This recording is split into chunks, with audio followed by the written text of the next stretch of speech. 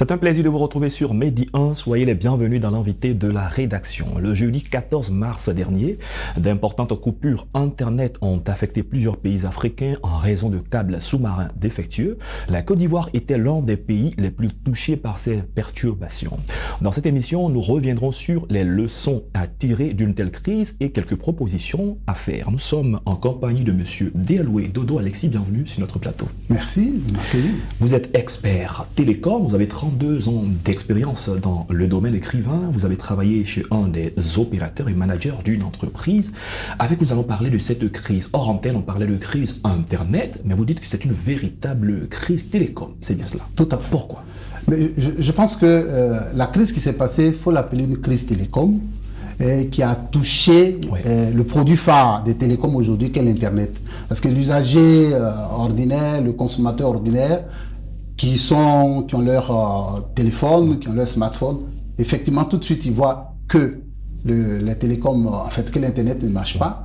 Ils ont la possibilité d'appeler peut-être en local, mais peut-être que celui qui essaiera de sortir de la Côte d'Ivoire, il pourrait ressentir qu'il peut avoir problème. Donc, ce qui s'est passé, c'est une crise télécom qui a impacté le service phare des télécoms qu'est l'Internet, parce que l'Internet est utilisé chaque jour, quotidiennement, par un nombre important de personnes sur la planète et particulièrement en Côte d'Ivoire. Vous êtes un expert de la question. L'usager, le client, lui, il a son smartphone, il a son ordinateur portable. Parfois, il ne se soucie pas de comment ça fonctionne. S'il a accès à Internet, ça suffit pour lui. Mais dites-nous, brièvement, comment ça fonctionne, Internet, pour qu'on puisse le recevoir sur nos téléphones, sur nos tablettes, ainsi de suite.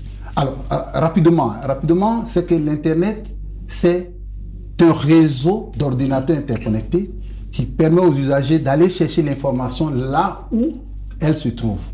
Mais donc, l'Internet, ce sont des serveurs qui ont des applications, qui recueillent nos données, qui recueillent notre trafic et qui nous servent ce qu'on veut. Exemple, si tu te lèves le matin, tu veux téléphoner sur un réseau social qu'on connaît bien.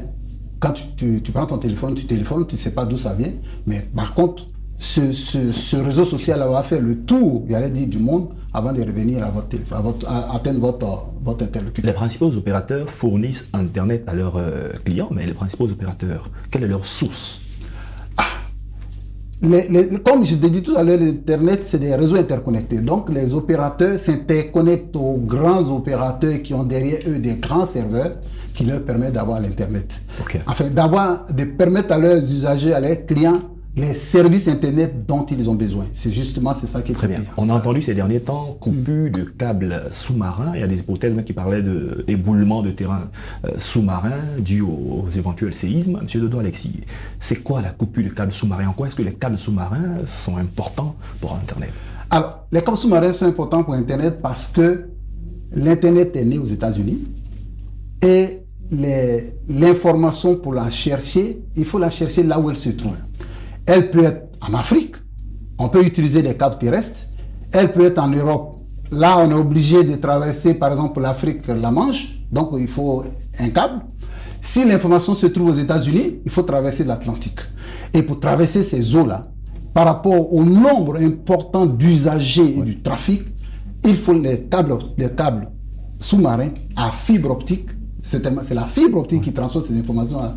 Il faut donc les câbles optiques sous-marins qui vont transporter cela. C'est pour cela que les câbles sous-marins restent pour le moment les médiums de communication, de transport d'informations, des médiums importants, pour le moment inévitables. Qu'est-ce qui a donc bien pu se passer pour que en Afrique, certains pays africains soient coupés d'Internet? Certains pays africains sont coupés parce que notre Internet, comment il fonctionne, enfin nos réseaux, les pays se connectent au câble. Le câble envoie le trafic vers le nord. Je dis toujours qu'on a un petit péché mignon, c'est qu'on aime envoyer l'Internet vers le nord. Donc, le câble qui transporte, qui agrège tout le trafic et qui les amène vers le nord, par exemple, pour la Côte d'Ivoire, on a 5 câbles, il y a 4 qui ont été coupés simultanément. Vous voyez que lorsqu'on perd 80% de notre capacité de câbles, il est évident que ce soit, alors que ce n'est pas seulement la Côte d'Ivoire seule. Il y a des pays aussi que ces câbles desservent au sud et tous ces pays ont été impactés. C'est quelques pays au nord de la Côte d'Ivoire qui n'ont pas été, qui n'ont pas été touchés au nord, je ne dis pas au nord terrestre, mais Non. par rapport à la façade maritime, qui n'ont pas été touchés, un pays comme le Sénégal, etc. Parce que le câble s'est coupé avant eux. Au nombre de pays qui ont été impactés, on parle du Libéria, le Burkina Faso, la Tout Guinée, à le Ghana. fait. Voilà. Comment la situation a été résolue? Dans ce cas d'espèce, il y a deux solutions. On cherche toujours un chemin secours.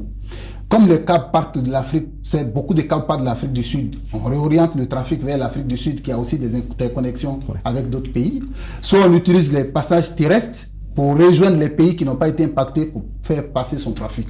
Et c'est pour cela que je conseille toujours aux États africains et surtout aux opérateurs de densifier leur réseau terrestre fibre optique pour permettre de multiplier le nombre de chemins afin d'éviter de telles situations. Qu'ont perdu les opérateurs qui ont été affectés et surtout les structures, les entreprises et l'économie aussi des différents pays? Bon, peut-être que je ne peux pas, peut-être sur votre plateau, les chiffrer, mais je pense que ça doit être énorme.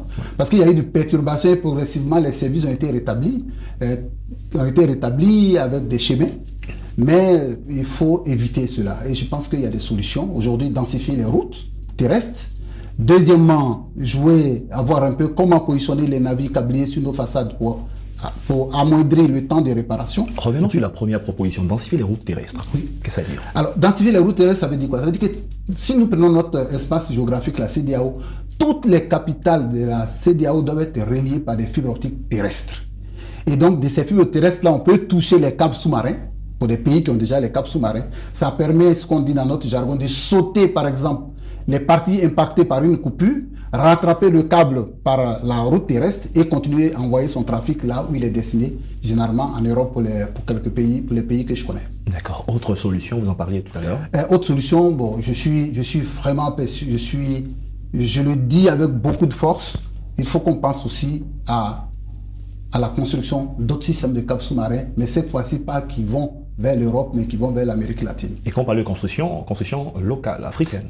Ah oui, je pense que les pays, par exemple dans la CEDEAO, les opérateurs et les gouvernements au sein de la CEDEAO peuvent s'unir ensemble pour bâtir un câble sous-marin qui partirait pas cette fois-ci en Europe, mais qui irait en Amérique latine.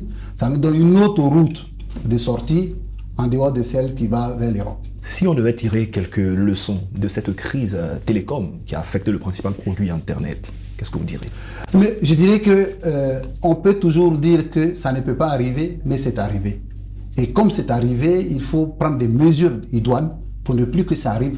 Vous savez que lorsque l'Internet est perturbé, c'est l'économie qui est perturbée. Et une économie qui est perturbée, ça amoindrit la confiance des investisseurs. Donc il faut que nous travaillions à consolider nos réseaux télécoms pour que ce qui arrive, même si ça arrive, que ça puisse être absorbé, puisse être résilient. Donc il faut travailler fortement à la construction des réseaux résilients dans notre espace. Et je pense qu'une organisation comme la CEDEAO peut prendre ce sujet-là en main et véritablement travailler les experts pour voir comment bâtir un réseau résilient capable de supporter les grands chocs pour l'intérêt des populations et de nos entreprises. Ce qui s'est passé a montré qu'on ne peut plus fonctionner sans Internet désormais. Et depuis un moment. Oui, depuis un moment, on ne peut pas travailler sur Internet parce que l'Internet est rentré dans le business de tout le monde. Donc, c'est un médium incontournable avec lequel il faut composer, mais qu'il faut sécuriser pour ne pas gêner le bon fonctionnement des entreprises et perdre de l'argent. Au niveau des différents États, pour la Côte d'Ivoire par exemple, quel est votre regard sur la manière de gérer et quels défis désormais pour la Côte d'Ivoire? Je dis, dès qu'il y a eu la crise, le ministre a pris la question à bras le corps et ça a été piloté avec beaucoup de tact. Ça fait qu'on a amoindri le choc. Il y a eu les indisponibilités, mais les heures qui ont suivi, les jours qui ont suivi, les choses se sont rétablies en attendant que les opérations en mer se poursuivent et que les câbles soient réparés. Mais au-delà de ça, je pense qu'il faut peut-être une task force qui régulièrement challenge nos réseaux, voit les résiliences de nos réseaux et qu'on puisse éviter ce type de cas-là. Monsieur Dealoué de Doualexis, merci d'être passé sur notre plateau. C'est la fin déjà de cette émission. Nous rappelons que vous êtes expert télécom. Vous avez travaillé pour un opérateur ici en Côte d'Ivoire avec 32 ans d'expérience. Avec vous, on a parlé de la coupure de Internet due donc à la coupure des différents câbles sous-marins. Merci d'être passé sur notre plateau. Merci. C'est la fin de cette émission. Merci à tous de l'avoir suivi. Bonne suite de nos programmes sur Média.